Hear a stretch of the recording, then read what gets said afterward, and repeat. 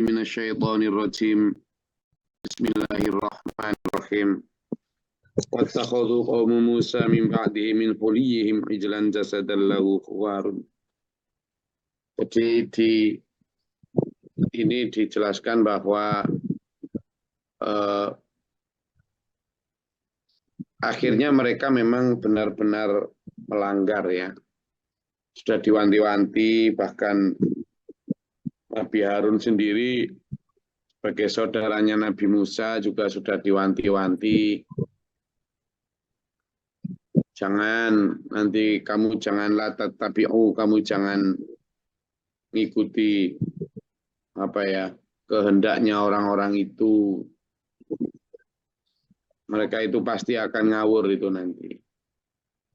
Tapi ya karena si kaum ini memang kalau bahasa Inggrisnya itu stubborn, jadi ngeyel, kalau bahasa Jawanya wedhus putul. Jadi mereka memang benar-benar keras kepala. Ya meskipun kadang di satu sisi secara duniawi keras kepala itu baik ya. Baik kenapa ya? Karena memang kalau para peneliti-peneliti, penemu-penemu itu nggak keras kepala ya nggak akan sukses ya. Tapi ketika kekeras kepalaan itu dihadapkan pada Allah, di mana sudah dilarang menyekutukan Allah, mereka masih tetap ini. Wattakhadhu qaumu Musa min ba'dihi. Jadi mereka ini merasa berkorban ya, merasa berjuang. Gimana enggak? Perhiasan-perhiasan emas mereka. Coba bayangkan patung sapi ya, patung anak lembu. Itu kalau minimal kan ya 250 kilogram lah anak lembu itu. Ya segituan kan. Bahkan mungkin lebih ya. Anggaplah 250 kilogram, 2,5 kintal lah. Misalnya segitu. Loh, 250 kilogram emas itu sekarang berapa kira-kira? 1 kilogram berapa? 1 gram emas berapa? 1 juta. Berarti 1 kilo 100 juta ya? Ya. 1 kilo 100 juta. Kalikan 250. 25 miliar kan? 25 miliar. Lo bayangin, uang 25 miliar, urunan satu. Berarti kan mereka ini merasa bahwa mereka sedang bersedekah tuh. Mereka sedang berjihad di jalannya Musa Samiri. Ya kan? Kemarin sudah saya ceritakan betapa si Samiri ini, Musa Samiri istilahnya itu juga sakti ya. Sakti dalam arti dukun-dukun sana kan memang hebat-hebat kalau dari sisi bagaimana mengeluarkan magic mereka. Kayak misalnya ini, ketika sudah dibentuk jadi sapi, sapi ini selain terbuat dari emas, seperti yang saya ceritakan kemarin, diambil juga dari campuran tanah liatnya bekas kaki kudanya malaikat Jibril. Jadi kalau kemudian digabung dengan emas, lalu dianggap itu sakral, pantas itu. Apalagi kemudian setelah dibentuk jadi anak lembu yang berjasad, maksudnya itu yang benar-benar berbentuk anak lembu. Si anak lembu ini mengeluarkan suara itu. Suaranya ya kayak suara anak sapi. Coba ditirukan. Coba gimana? Suaranya anak sapi itu gimana? Coba siapa yang paling mirip? Enggak, coba aja. Coba. Ayo. Pak Cuk kayak nyongor-nyongor gitu, coba suaranya gimana tuh? Kalau dulu itu Nah, emoh gitu, guys. mau gimana? Emang dia kemana kok mau? Loh, suaranya kan tadi tapi yang di Madiun itu. Oh, yang di Madiun. Ya mungkin suaranya itu priayi ya. Jadi emoh gitu. Sapi priayi, sapi Madiun itu. Coba sapi yang lain gimana Pak Bakrul? Ya mirip-mirip gitu, Gus. Mirip ya Pak Cuk, berarti mirip ya. Itu kalau gede kayaknya. Tapi kalau ini sapi lembu, anak lembu kecil, maksudnya itu yang masih belum dewasa itu. Wah, Ya apa ini lagi weh ini? Ini nggak priayi itu sapinya itu mesti. Yang beda sapi ndolopo sama sapi apa? Sempu ini beda memang. mak. Nah ini apa lagi nih Pak Wahyu, apa meh itu? Hah? Coba. Ini benar-benar bersuara loh ya. Sehingga kemudian kepercayaan terhadap sakralnya sapi itu, bahwa sapi itu layak dijadikan wasilah, dijadikan sebagai media untuk menyembah kepada Allah. Mereka tidak mau loh dibilang menyembah sapi, tidak mau mereka. Kenapa? Karena saya tetap menyembah Tuhannya Musa. Padahal itu cara setan untuk secara halus mengajak mereka syirik, tapi tidak kentara. Dengan cara gimana? Kamu itu tetap nyembah Allah. Cuma kan biar ada visualisasi, supaya ada kekhusyuan, perlu simbolisasi, disimbolkan. Nah, kenapa sapi? Nah, kamu masa nggak ingat pada saat Musa diminta untuk memberi keputusan siapa yang membunuh si fulan yang mati itu. Lalu Musa diwahyukan oleh Tuhan untuk kamu disuruh menyembelih seekor anak sapi toh. Lalu disuruh untuk mengambil kakinya anak sapi yang sesuai kriteria itu. Lalu disuruh memukulkan kaki anak sapi itu kepada orang yang mati. Dan atas kuasa Allah, orang yang mati kemudian hidup. Lalu bersaksi tentang siapa yang membunuhnya. Itu menunjukkan bahwa sebenarnya binatang yang sapi ini, itu medianya Allah untuk menghidupkan orang loh ya. Nah, jadi digodak-gadokkan, dicocok logikan. Seperti itu. Sehingga kalau sekarang misalnya ada ilmu atau ajaran yang digadok-gadok ke cucok logi. Teman sudah ada presiden sebelumnya, yakni kaumnya Nabi Musa itu. Gitu loh. Nah, ini menunjukkan sebenarnya kedurhakaan, kesesatan, kemaksiatan, kesyirikan itu hanya sesuatu yang berulang. Sesuatu yang sudah ada di zaman dahulu dan berulang gitu. Dzalika bi annahum kadzdzabu bi ayatina wa kanu anha ghafilin. Dan itu karena memang mereka telah mendustakan ayat-ayat kami dan mereka terhadap ayat-ayat kami itu ya memang tidak beriman itu. Makanya di sini disebut alam yaro annahu la yukallimuhum wa la yahdihim sabila. Mereka masa tidak tahu bahwa patung itu tidak dapat berbicara dengan mereka dan tidak pula dapat menunjuki mereka jalan. Tidak bisa. Tapi memang secara lahir ada lenguhan ya. Lenguhan dari anak sapi itu. Kalau memang bentuk ya ada hidungnya yang ada lubangnya dan sebagainya. Nah, dari mana suara lenguhan itu? Ternyata sebenarnya karena lubang hidung itu kena angin, sehingga suaranya menjadi suara kayak seruling keluar dari lubang satu ke lubang yang lain. Nah, suara itu yang karena sudah kadung disakralkan, dianggap sebagai anak sapi yang bersuara. Gitu. Nah, kalau sudah begitu, ya sudah ittakhadhuhu wa kanu zalimin. Mereka kemudian menjadikannya sebagai sesembahan yang awalnya katanya hanya untuk media, lama-lama ya Allahnya minggir, diminggirkan.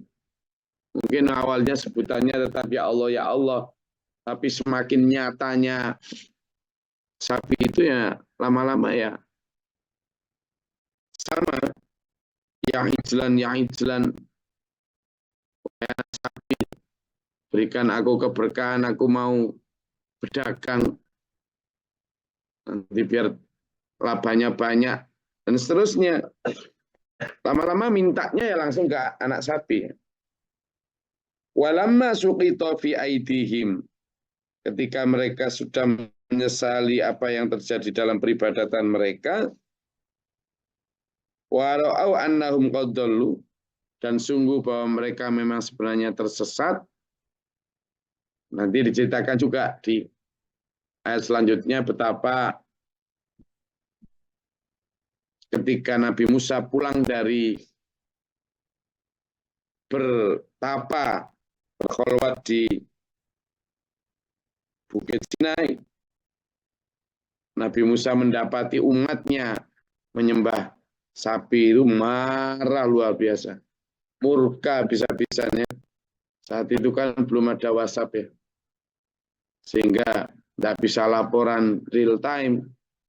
Begitu Nabi Musa setelah 40 hari arba'ina lailatan berada di bukit itu, pulang, wah nanti akan kita lihat di ayat-ayat selanjutnya. Peristiwa bahkan Nabi Musa hampir ngeplaki Nabi Harun, karena dianggap tidak cakap untuk menjaga umat. Qalu la illam yarhamna rabbuna, katanya mereka, sungguh jika Tuhan tidak memberi kami rahmat, wa yaghfir lana, dan tidak memberi ampun kepada kami, lanakunanna minal khasirin. Bagi yang kemudian sadar bahwa perilaku mereka keliru, ya, karena memang ada jatah iman ya, ya akhirnya mereka bertaubat. Mereka merasa bahwa cara peribadatan yang dijalani itu keliru. Ini pasti dimelencengkan ini. Ini banyak yang tidak bisa masuk Zoom kayaknya ini. Kenapa ya? Iya, banyak yang tidak bisa masuk Zoom ya. Iya kayaknya ini. Dan yang tidak di dalam grup ini, yang di dalam grup aja banyak lagi. Mas Tirsa udah bisa masuk ini? Kayaknya sudah. Iya, saya tadi berkali-kali, Gus. Oh gitu Pak Bahlul ya. Iya, siap. Akhirnya gimana tadi? Saya coba terus sampai bisa. Ini di grup juga ada majelis, mungkin banyak juga. Iya, karena makanya kalau saya lihat baru 141 kamera. Biasanya 170, 180-an. Mungkin jaringannya juga ya. Ya, jadi bagi mereka yang sadar, mereka kemudian menyatakan minta ampun pada Allah.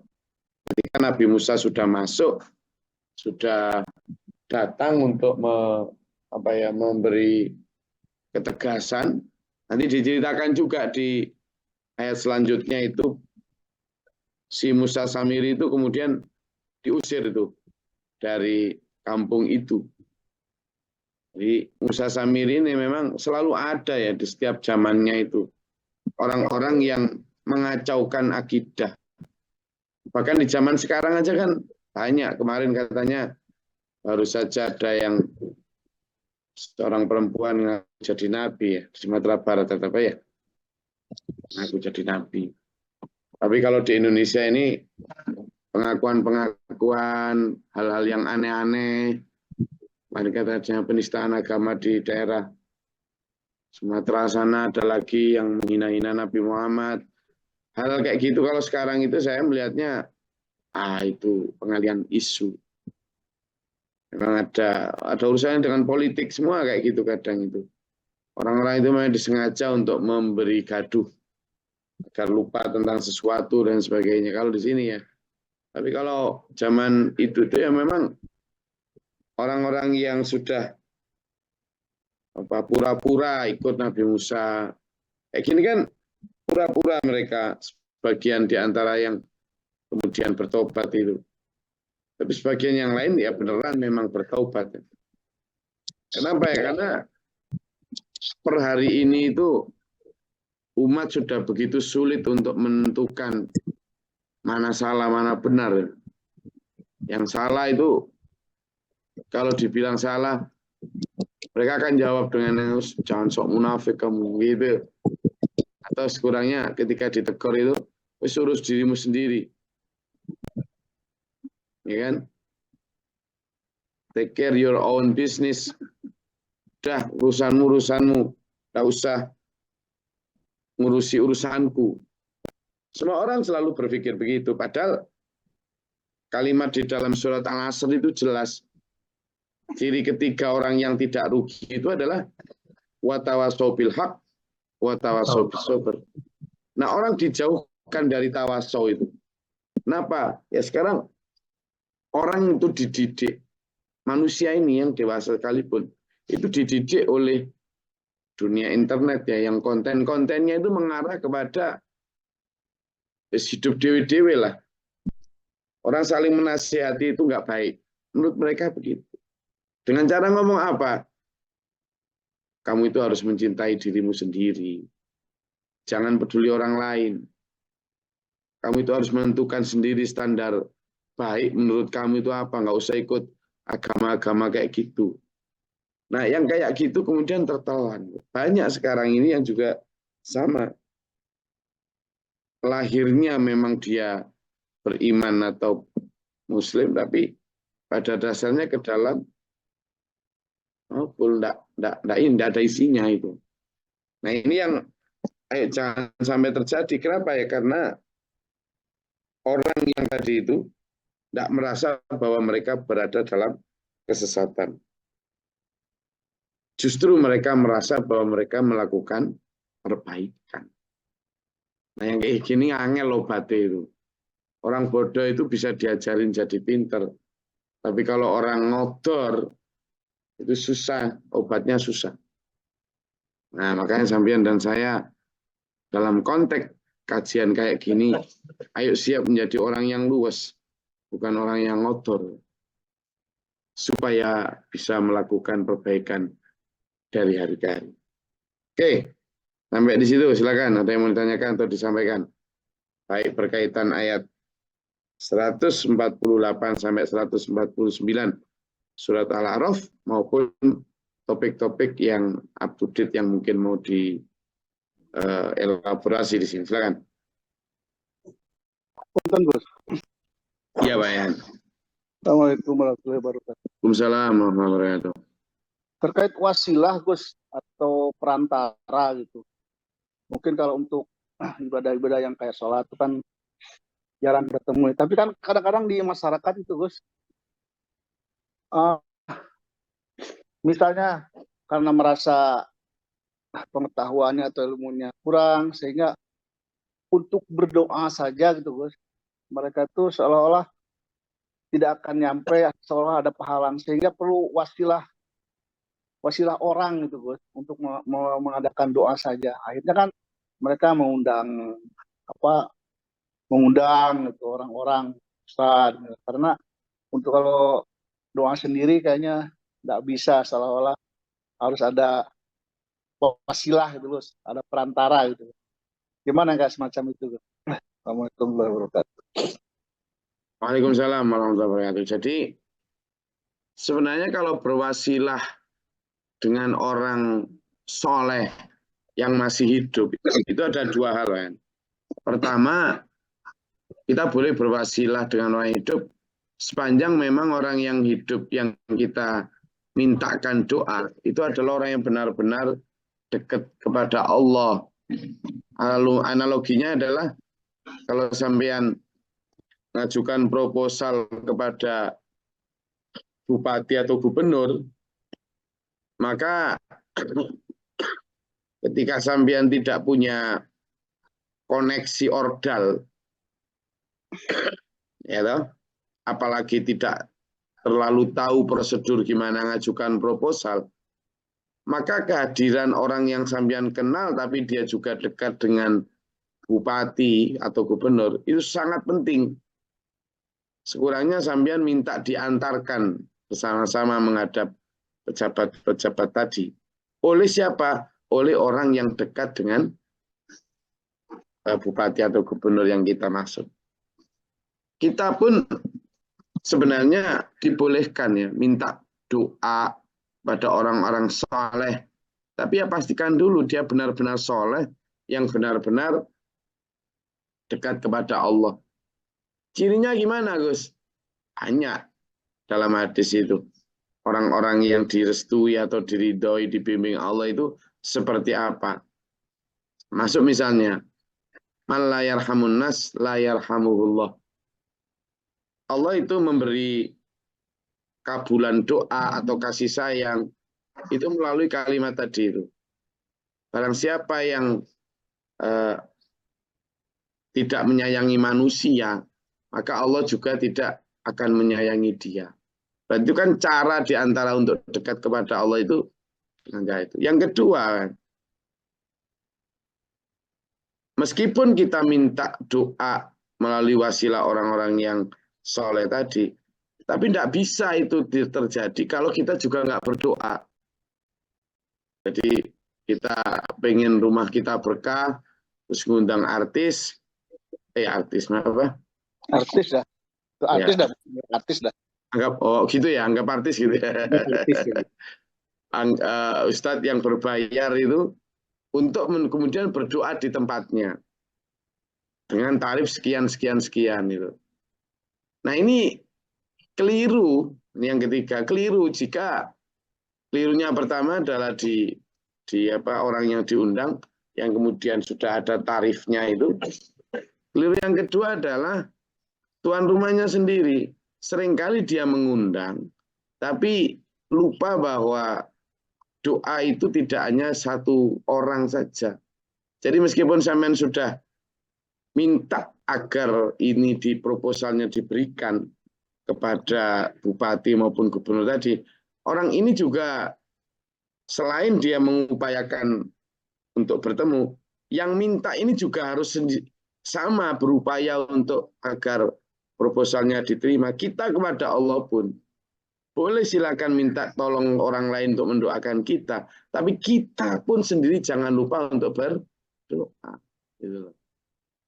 Jadi dua hal itu kan, yang saya rasa doa-doa yang dipanjatkan oleh orang-orang yang soleh itu manjur, iya, tetapi jangan lupa bahwa yang paling manjur ya doa kita sendiri ketika kita minta kepada Allah gitu. Jadi doa para orang soleh tadi itu hanya sebagai komplementari saja, sebagai tambahan, jangan sebagai utama gitu.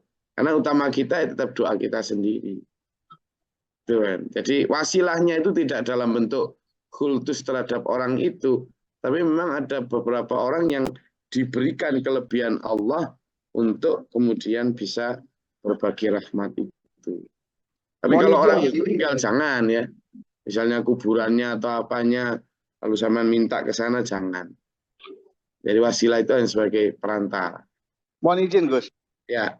Saya mungkin pernah agak sedikit ini terkait perantara, misalnya diumpamakan seperti tadi orang dalam, perlunya perantara orang dalam misalnya ke bupati, ke gubernur itu, sehingga harus ada perantara.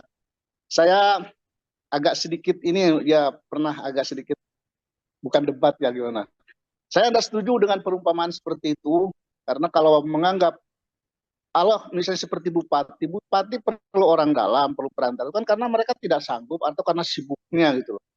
Karena sibuknya ataupun bahasa-bahasa rakyatnya itu harus ada penerjemahnya gitu. Nah, Allah kan Allah kan jangankan bahasa manusia itu, bahasa daun-daun pun mengerti Allah itu. Kenapa harus melalui perantara?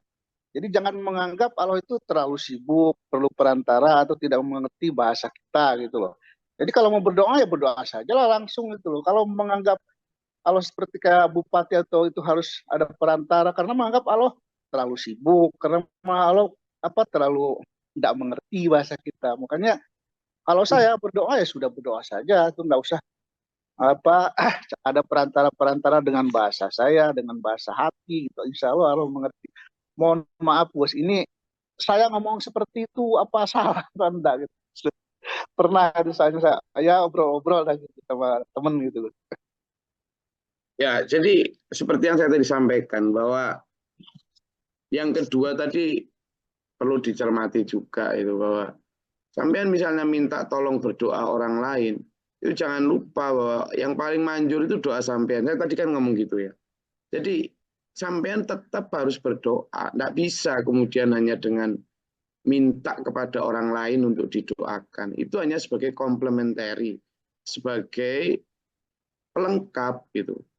Jadi tidak keliru kalau kemudian ada orang harus pakai perantara, itu keliru justru.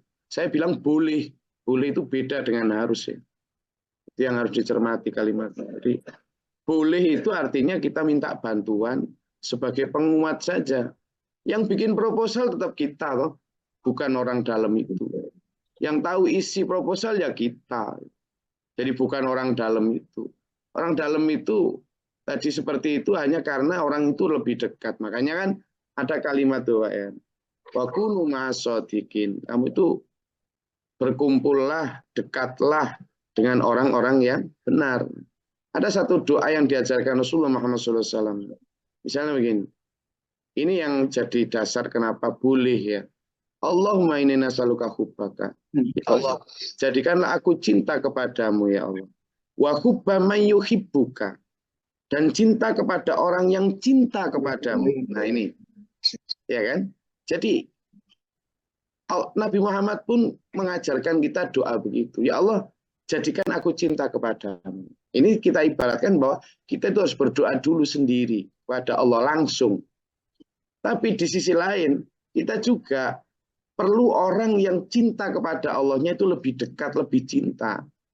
Kenapa? Mungkin dengan kita mencintai orang yang cinta kepada Allah, cinta kita kepada Allah itu akan lebih terdukung lah. Sehingga bukan karena Allah itu sibuk atau apa, tapi karena memang kadang kedekatan kita kepada Allah itu masih kalah. Lah yang kedua, ada juga misalnya kita bersolawat kepada Nabi Muhammad SAW. Nabi Muhammad kurang apa? Kenapa kita harus mendoakan Nabi Muhammad sih? Kenapa sih? Kan gitu. Kenapa kita perlu mendoakan Nabi Muhammad? Nabi Muhammad itu sudah nggak kurang-kurang itu berkah sholawat dari Allah. Buat apa kita mendoakan Nabi Muhammad? Ya kan? Kan itu kan ibaratnya gelas tuh. Rasulullah itu sudah penuh dengan air gitu. Lalu kita mendoakan agar Allah mengguyurkan air lagi. Nah kita yang ada di sekitarnya Nabi Muhammad, biar kena tumpahan air itu. Salawatnya gitu. Makanya kalimatnya dalam Al-Quran itu kalimat jelas. Ya ayyuhalladzina amanu. A'udzubillahi minasyaitonir rajim. Bismillahirrahmanirrahim. Innallaha malaikatahu yusholluna 'alan nabi. Sungguhnya Allah dan para malaikat itu bersolawat atas Nabi. Ya ayyuhalladzina amanu shollu 'alaihi wasallimu taslima. Orang-orang beriman kamu bersolawatlah kepadanya. Nah, lawang Tuhan itu pemilik segala keberkahan, kok bersolawat kepada Nabi itu gimana? Logikanya di mana gitu loh. Jadi hal-hal semacam ini yang kita pahami. Jadi yang pertama tadi saya sampaikan, kita boleh, bukan harus. Kalau harus malah keliru. Keliru. Kita berdoa harus lewat orang dekat, keliru. Gitu. Tapi boleh itu pun hanya sebagai pendukung, pengantar lah gitu. Dan itu pun tidak boleh kemudian dijadikan utama. Nah, kebanyakan orang kan gini, Pak, yang keliru itu. Dia ngundang orang untuk berdoa atau ngaji di rumahnya. Tapi dia sendiri sibuk ngurusi konsumsi. Nggak ikut berdoa, nggak ikut ngaji. Nah, ini itu yang keliru itu. Nah, kalau udah disuguhin, Gus, ngambul, Gus. Ya, kalau udah jadi panitia konsumsi itu orang-orang yang harusnya bukan tuan rumah gitu. Karena tuan rumah ini ya yang didoain itu rumah sampean, yang dimintakan doa itu anak, istri atau bapak ibu kita itu. Loh, kok kita malah nggak ikut berdoa gitu. Jadi hanya sekedar boleh, Pak Yan, tapi jangan dijadikan utama. Jadi saya selalu menyampaikan gini, Pak Yan, sama anak-anak saya itu. Nah, Abi ini hampir dalam tiap sujud, dalam tiap doa itu doakan kalian. Nah. Tapi jika kalian sendiri tidak berdoa, ya nggak nyambung. Saya bilang begitu. Sama. Jadi misalnya Nabi Muhammad, tapi kan Nabi Muhammad, Allah mahdi qaumi fa innahum la ya'lamun. Ya Allah, berikanlah hidayah kepada mereka kaumku yang tidak tahu. Tapi kaumnya ini tidak mau didoakan, juga tidak mau berdoa. Ya nggak jadi, gitu loh. Nah, itu jadi, ya jadi itu nggak boleh kemudian meskipun dia ordal tapi kemudian nggak bisa. Dia harus tetap orangnya sendiri itu berdoa. Dan benar tadi kata Pak Yan bahwa kita itu bisa berdoa itu ya. Tidak harus dengan bahasa Arab itu. Enggak. Kenapa sih Rasulullah mengajarkan doa kepada kita? Ya karena kita itu nggak tahu bagaimana cara berdoa kan. Nah itulah makanya pentingnya orang dalam itu. Kita nggak tahu cara prosedur masukkan proposal istilahnya begitu. Makanya orang-orang yang dekat kepada Allah itu kan hanya kita minta caranya. Makanya kemudian kita berdoa misalnya. Diajarkan doa masuk rumah. Rasulullah kan ngajarin kita itu. Karena kita nggak tahu apa yang mau kita baca. Diajarkan doa mau makan. Kalau misalnya kita nggak membaca hadis itu kan nggak tahu kan. Nah itulah pentingnya kita dekat sama orang-orang. Nah sekarang kan Rasulullah Muhammad SAW sudah wafat. Dan tidak ada nabi gitu. Maka ya kepada warasatul anbiya. Orang-orang penerus ajaran Rasulullah. Yang meskipun tidak sekaromahnya Rasulullah, ya ada orang-orang dekat pada Allah yang kayak semacam pantulan sinar kasihnya Allah, pantulan kasih sayangnya Allah, pantulan keberkahannya Allah. Tapi tetap saja kita bukan orang-orang yang kayak, jangan sampai terlanjur kayak Musa Samiri tadi loh ya, yang kemudian menjadikan seorang soleh itu sampai dikultus-kultus, sampai dicium-cium kakinya, dosa itu, haram ya. Tidak boleh ya, sampai kemudian hulu ya, kemudian berlebihan di dalam mengkultuskan orang. Kita ya sekedar ya dia orang soleh, kemudian dekat dengannya itu akan dapat pahala. Ada memang hadisnya, sambian memandang wajah orang soleh saja itu dengan senang, dengan cinta itu dapat pahala. Tapi bukan berarti orang soleh dalam arti jasadnya itu. Demikian pula ketika kita kemudian menghormati dia ya sewajarnya saja itu. Jadi jangan sampai kemudian saya kayak di agama lain ada saint atau dianggap sebagai orang suci yang kalau kemudian sampai meninggal pun kuburnya itu memancarkan berkah. Nah kayak gitu-gitu yang kemudian jadi melenceng gitu ya. Jadi keliru. Nah, akhirnya nanti kayak itu tadi. Sapi tadi itu kan hanya dijadikan media oleh Allah untuk menghidupkan orang mati. Kakinya sapi tadi.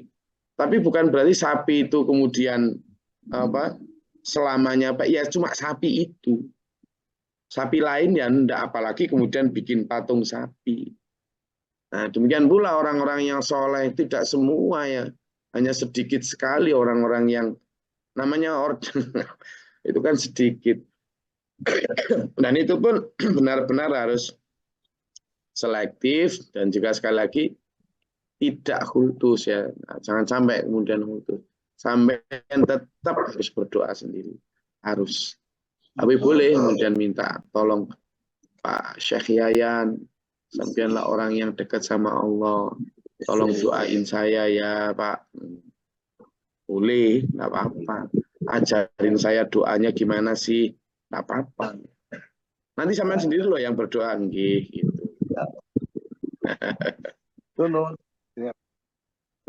Nanti gitu ya. Jadi kalau ada orang bertanya, jawab seperti itu, gitu ya.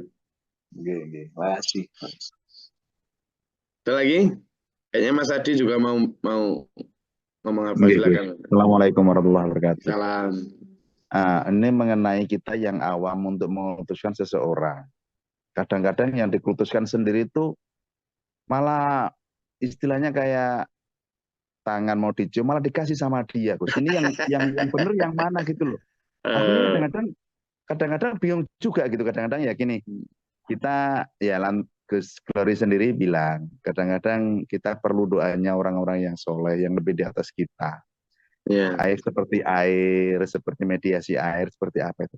Kadang-kadang yang berlebihan itu, Gus, ya maaf sih. Itu kadang-kadang yang justru dia yang lebih soleh malah, ya ini silahkan aku punya banyak ini loh, silahkan mau kamu ambil. Tapi dengan syarat kamu harus cium saya, harus cium kaki saya, harus apa. Itu yang kadang-kadang, Gus. Yang kita ini, kita sebagai pengikut, kita sebagai penganut malah salah. Kadang-kadang, itu aku gara-gara itu loh, aku dapat kayak gini. Ya. Itu kadang-kadang di situ akhirnya kita ini menyikapi salah, Gus. Terus budi Gus penjelasannya. Wassalamualaikum warahmatullahi wabarakatuh. Ini yang perlu saya jelaskan ya. Bagus. Gini loh Mas Adi. Orang menghormati itu jangan diminta ya. Jangan diminta. Kalau kita meminta orang menghormati namanya gila hormat ya. Jadi, tapi beda, ada dua hal ya. Yang pertama ini dalam rangka pelajaran. Misalnya kita budaya cium tangan itu ya. Ini pertama ya. Harus dari sisi dilihat budaya cium tangan. Cium tangan itu baik. Misalnya anak kita. Kita nyuruh anak kita nyium tangan. Dia kalau nggak nyium tangan, kita ajarin biar nyium tangan. Itu boleh gitu. Orang tua kepada anak. Sebagai bentuk respect. Lah apa dasarnya ada? Ada. Dulu Rasulullah juga pernah. Bahkan Rasulullah pernah loh nyium tangan para sahabat. Untuk memberi pelajaran. Artinya apa? Kalau kita misalnya bertemu Rasulullah, lalu mencium tangan Rasulullah, itu tidak berarti kemudian hultus. Tapi sekedar bahwa kita hormat, respect, dan itu diajarkan. Nah, kalau kemudian Rasulullah mengajarkan kepada kita, seperti tadi orang tua nyuruh anaknya untuk nyium tangan, atau guru nyuruh para santrinya, guru nyuruh para siswanya untuk nyium tangan, itu ngajarin mereka biar mereka tahu tentang adab sopan santun, tentang penghormatan kepada guru, dan sebagainya. Nah, ini bentuk simbolisasi sebenarnya. Seperti misalnya, kemarin ada viral itu ya, seorang murid yang nantang gurunya perempuan itu. Karena memang sekarang ini tidak hilang sudah. Akhlak dan ajaran sopan santun itu hilang, sudah nggak ada itu. Itu ya. Kenapa kita, bahkan Rasulullah pernah dahulu gini, seandainya orang boleh bersujud kepada orang lain, manusia boleh bersujud, maka aku akan perintahkan seorang istri untuk bersujud di depan suaminya, atau seorang anak bersujud di depan orang tuanya. Tapi untuk menghindari itu, Rasulullah tidak menyarankan, tidak nyuruh, tapi bersujud. Tapi dalam rangka tetap hormat, cukup dengan cium tangan. Yang kedua gini, yang kedua ini. Ketika sampean dicium tangan itu, sampean misalnya Syekh Adi, karena sudah terkenal, soleh, lalu sampean dicium tangan, tidak apa-apa, biarkan Mas Adi. Kenapa? Asalkan sampean bisa menjaga hati. Dan ini yang terpenting ini, Syekh Adi harus benar-benar menjadikan itu sebagai bentuk tanggung jawab. Tanggung jawab gimana? Saya dicium tangan saya. Pantaskah saya dicium tangan saya? Ketika tangan saya dicium, berarti tangan saya ini harus benar-benar tangan yang suci dari dosa. Jangan sampai orang mencium tangan saya, tapi tangan saya masih penuh dosa. Lah, kasihan dia nyium tangan penuh dosa itu. Maka orang yang dicium tangan, itu jangan sampai nyodor-nyodorin pertama, biar nggak gila hormat. Tapi kalau ada orang nyium, nggak usah ditolak, kasihan dia. Biarkan itu, tapi jadikan itu sebagai tuntutan justru. Bukan sebagai penghormatan. Sebagai apa? Tuntutan. Bahwa saya harus pertama, benar-benar menjadikan tangan saya ini suci, tidak pernah berdosa. Yang kedua, tangan saya ini harus selalu punya wudhu. Gitu. Makanya Rasulullah mengajarkan kita untuk selalu menjaga wudhu. Yang ketiga, saya dengan dicium tangan, itu berarti saya harus mendoakan dia mati-matian. Gitu. Jadi kayak cium tangan itu kayak semacam permintaan untuk mendoakan. Makanya dicium tangan itu tidak enak. Karena ada tanggung jawab itu tadi.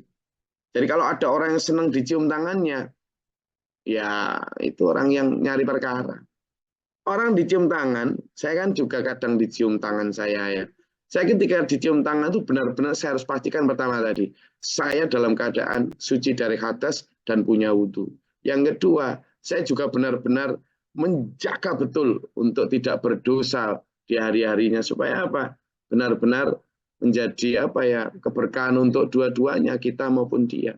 Yang ketiga, lalu saya ketika dicium tangan itu, ya saya harus mendoakan dia karena itu kayak semacam permintaan, permohonan agar didoakan. Nggak enak gitu loh. Jangankan dicium tangan, saya kalau ketemu orang lalu dia cipika-cipiki, risih saya cipika-cipiki itu. Ya kadang kan ada model-model ya yang sekarang lalu ngerakut, kemudian pipinya ditempelin. Saya itu geli kalau ditempelin itu, bener saya. Kalau diajak salaman lalu pakai cipika-cipiki itu geli saya. Tapi kalau dicium tangan ya saya anggap ya tadi kayak anak saya kalau mau berangkat sekolah atau kuliah, istri berangkatnya kayak gitu aja. Dan saya harus mendoakan dia, mau itu anak saya, mau itu istri saya, mau itu para santri, jamaah. Saya nggak merasa sedang dihormati, malah itu sebagai beban itu. Tapi kalau nanti suatu saat misalnya Syekh Adi kemudian sampai dicium, maka mindsetnya harus begitu. Mindsetnya itu anggap sebagai bentuk tanggung jawab, tuntutan bahkan. Sama dengan kita dipanggil Gus itu loh. Kita dipanggil Gus itu kan sebenarnya kalau dulu Gus itu kan Raden Bagus. Singkatan dari Raden Bagus. Anaknya wong priyayi. Tapi ada yang nggak priyayi, ngaku priyayi. Jadi orang memanggil di Gus itu sebenarnya justru tuntutan. Kenapa? Karena dia dengan dipanggil sebagai anak kiai, maka dia nggak bisa tertawa terbahak-bahak di pinggir jalan, makan di warung sambil kakinya naik ke kursi, ya kan? Kan enak itu makan di warung sambil naik satu kursi kaki itu. Tapi kalau dia sudah dipanggil Gus kan nggak boleh macam-macam kayak gitu. Lalu dia misalnya celana pendek kemana-mana, atau kemudian dia ngawur perilakunya. Karena kalau orang, loh Gus kok gitu, kan gitu jadinya. Jadi Gus itu sebenarnya bukan privilege, bukan sesuatu status yang menguntungkan di tengah status sosial, tapi dia sebenarnya justru malah status yang memberatkan. Karena dia kemudian terbelenggu oleh aturan-aturan yang jauh lebih ketat daripada tidak Gus. Ya kayak pangeran lah. Pangeran Harry sama pangeran siapa satunya itu? William. Si William kan nurut karena dia calon raja. Akhirnya dia terbelenggu oleh aturan-aturan. Kamu nggak akan pernah melihat William pakai celana pendek itu. Karena aturannya nggak boleh.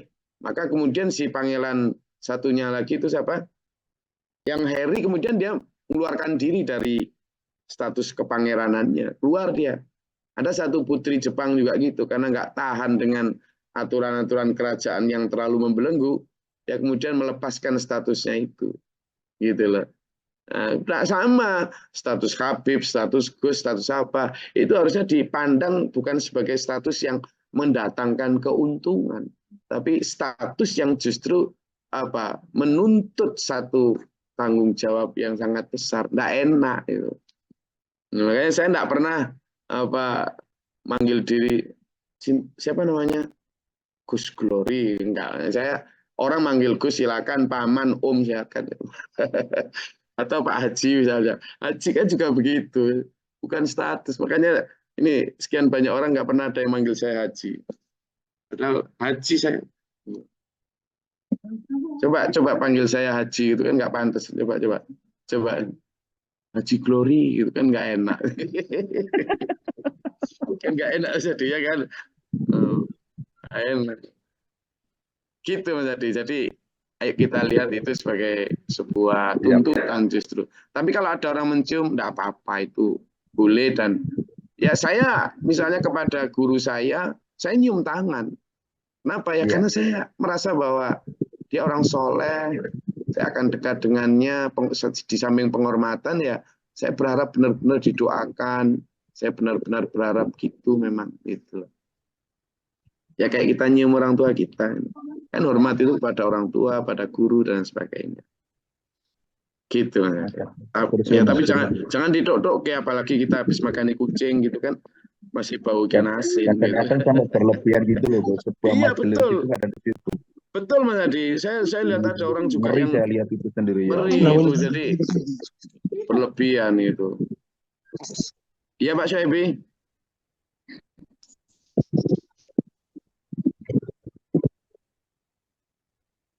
Ada yang mau disampaikan Pak Syaibi apa? Halo? Oke, sinyalnya mungkin. Saya rasa itu Mas Adi, jadi benar sampean tadi ada banyak orang yang kadang malah justru berlebihan, kemudian mengharap dibegitukan. Jangan ya. Sampean dan saya harus sehumble mungkin, tapi kita sebagai santri, sebagai guru, ya, sebagai santri, sebagai murid ya memang harus menghormat seperti itu. Harus ada keinginan untuk seperti itu dengan berharap nanti diharap diberikan doa dan seterusnya, dekat dengan orang soleh dan seterusnya. Ya, saya rasa itu kajian kita pada pagi hari ini. Meskipun ini kayaknya banyak yang belum hadir karena mungkin tadi mengalami persoalan sama untuk masuk kayaknya. Agak sulit mungkin hari ini tadi.